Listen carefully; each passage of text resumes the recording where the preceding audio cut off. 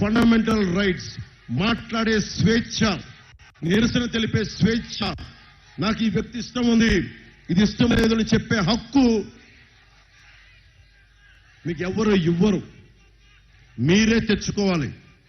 మీ ప్రాథమిక హక్కుల్ని don't take them for granted. మీకు ప్రాథమిక హక్కుల్ని సహజంగా వచ్చాయని మీరు అనుకోకండి. మీరు పోరాటం చెయ్యాలి. ప్రతి హక్కు, మనకి రాజ్యాంగ పరంగా ఇచ్చిన ప్రతి హక్కుని మీరు పోరాటం చేయకపోతే ఎవడు మీ దగ్గర నుంచి లాగేసుకుంటాడు. ఈ రోజున ఒకడొచ్చి నిరసన తెలిపితే ఏ మూలకెళ్ళినా, ఎక్కడికెళ్ళినా హక్కులు చంపేశారు మనల్ని. ఆఫ్టర్ ఆల్ ఎంత ఒక ఎమ్మెల్యే ఎంత, ఈ వైసీపీ ఎమ్మెల్యే ఎంత, ఏ స్థాయి వ్యక్తులు వాళ్ళందరూ మనకంటే ఎక్కువ వ్యక్తులా? నేనే ఉన్నా ఈ రోజున ఇక్కడ కూర్చొని వారాహి మీద నిలబడంటే నేను మీకంటే ఎక్కువ కాదు. మీకు కనిపించడానికి నేను ఎత్తులో ఉన్నా, బాధ్యత తీసుకున్నాను.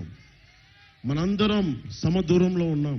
పొద్దునే చెప్పాను, పాలకొండలో సూర్యుడి నుంచి సూర్యుడికి 24 గంటల దూరం, మనిషి నుంచి మనిషికి, మనిషి నుంచి మనిషికి, మనిషి నుంచి మనిషికి 2 గుండెల దూరం. గ్రామం నుంచి సంగ్రామానికి ఎన్ని తుపాకుల దూరం.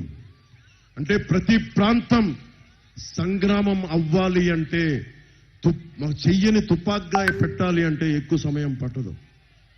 మీరు 2014 సమయంలో గుర్తు చేసుకుంటే, రాష్ట్ర విభజన సమయంలో బొత్స సత్యనారాయణ గారు ఇంట్లో నుంచి బయటికి రాలా, ప్రజలంతా తిరగబడ్డారు. మొన్నటికి మొన్న వైజాగ్ లో నేను కూర్చొని ఇక్కడ నేను కార్యక్రమం చేస్తున్నానంటే నన్ను అందరి చేత ఆప్ చేయించారు.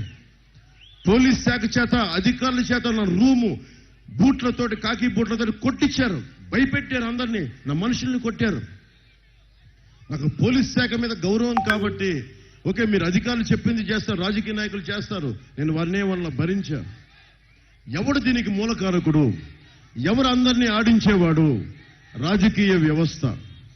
ఆ రోజున నేను నిలబడి ఉన్నాను దమ్ముగా, ధైర్యంగా అంటే వైజాగ్ విశాఖపట్నం మొత్తం వచ్చి నోవాటెల్ దగ్గర ఆగాను. ఒంటరి మహిళ 4 ఏళ్ల 3 ఏళ్ల బిడ్డని సంకనెత్తుకొని దోమలు కుడుతుంటే నిలబడి నా అన్న కోసం నేను వచ్చానంటే అది నా కోసం వచ్చినట్టు కాదు. ప్రజాస్వామ్యాన్ని పరిరక్షించడానికి ఒక చిన్న చంటి బిడ్డను వేసుకొని ఒక ఆడబిడ్డ వచ్చిందంటే నా గుండె కదిలిపోయింది, నలిగిపోయాను, దహించుకుపోయాను. అరే వీళ్ల కోసం ప్రాణం ఇవ్వకపోతే ఇంకెవడి కోసం ప్రాణం ఇస్తాం? పదవులు ఇవన్నీ వస్తాయి, వెళ్ళిపోతాయి, పదవులు వస్తాయి. చెప్పాను కదా, lord Tennyson the men may come men may go but I go on for ever. పదవులు వస్తాయి, పోతాయి, కానీ మీ గుండెల్లో ఇచ్చిన స్థానం చెక్కు చెదరని స్థానం. నేను ఎందుకు, ఏ పార్టీ అయినా సరే, నేను అందరూ ఆలోచిస్తారు. చంద్రబాబు గారు జైల్లో ఉన్నప్పుడు ఇందాక పెద్దలందరూ మాట్లాడుతూ ఉంటే ఎందుకు వెళ్ళానంటే, మన అనైక్యతే శత్రువు తాలూకు బలం.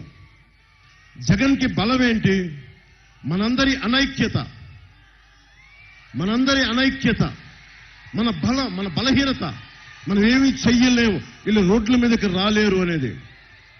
రౌడీలు ఎప్పుడు, మొన్న నేను బోట్లు దగ్ధమైపోయినప్పుడు ఒక్కొక్క బోట్ మనకి ఓనర్కి నేను 50,000 రూపాయలు ఇచ్చాను. ఎందుకు స్పందించానంటే అది వాళ్ళ జీవితాలని పైకి పెట్టేస్తుందని కాదు. తెలుగుదేశం నాయకులు కూడా ఇచ్చారు ఆ రోజున, మనం ఇచ్చిన తర్వాత. కానీ నేను ఎందుకు ఇచ్చానంటే, కష్టం నీకు వచ్చినప్పుడు స్పందించే మనస్సు ఈ సమాజంలో ఇంకా బతికే ఉంది అని చెప్పడానికి. ఇది అలాంటిది తీసుకుంటే వాళ్ళని బెదిరిస్తాడు. పాపం వాళ్ళు చెప్తా ఉన్నారు, ఆడపడుచులు ఆ రోజున, అన్న మమ్మల్ని రాత్రుల పూట యువకులు చెప్తా ఉన్నారు, మత్స్యకారు యువత చెప్తా ఉన్నారు, మమ్మల్ని భయపెడతా ఉన్నారు గుండాలు. ఒంటరి ఆడి మహిళలు వెళ్తుంటే మనకి ఇంటికి వెళ్ళాలంటే భయం వేస్తుంది ఆ పోర్ట్ ఏరియాలో, ఫిషింగ్ హార్బర్లో. నేను వాళ్ళకి ఒకటే చెప్పాను, మన ప్రభుత్వం రాగానే మీకు లా అండ్ ఆర్డర్ ఎంత బలంగా ఉంటుందంటే, ఎవడన్నా సరే కన్నెత్తి చూసి ఒంటరి ఆడబిడ్డల్ని కానీ మహిళల్ని కానీ భయపెట్టాడు, ఇబ్బంది పెట్టాడు అంటే మీకు చూపిస్తాను ఆ రోజు నన్ను. ఎందుకంటే నేను చాలా తెగించి వచ్చాను పాలిటిక్స్కి. మీరు ఊహించుకోండి, నేనేదో నటుడిని కాదు, నటన తీసుకోవాల్సి వచ్చింది నేను బతకడానికి. లేదంటే నేను ఒక సాయుధ పోరాట యోధుడిని అయిపోయేవాడిని, వెళ్ళిపోయేవాడిని. కానీ నాకేమనిపించిందంటే ఐ లవ్ యూ టూ.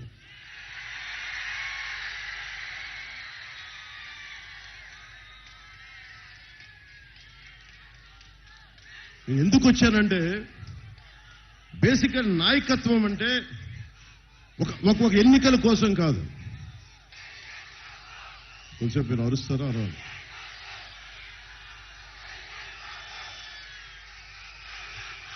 మీరు స్లోగన్స్ ఇచ్చారనుకోండి, మీ స్లోగన్స్ నేను మీ భవిష్యత్తు కోసమే మాట్లాడుతున్నా. Calm down. Thank you. చాలు. ఉత్సాహం ఉంది కదా. నేను మీ భవిష్యత్తు కోసం మాట్లాడుతున్నా. నాయకత్వం అంటే ఒక తరం కోసం ఆలోచన ఇవ్వడం. నేను ఎప్పుడు కూడా సినిమాలో ఉన్నప్పుడు ఒక్క ఫ్యాన్ క్లబ్ నేను పెట్టలా, ఒక్క సినిమా ఫంక్షన్ నేను కూర్చోబెట్టి నా సినిమా చూడమని నేను చెప్పలా. నేను చదువుకుంది నాని పాల్కి వాళ్ళని చదువుకున్నాను.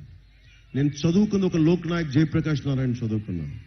అంబేద్కర్ గారు మనకి రచనలు చదివాను, వ్యాసాలు చదివా, history, social sciences, political history, biographies, సాధారణ మనిషి కష్టాలు ఎలా ఉంటాయో చదివా. ఒక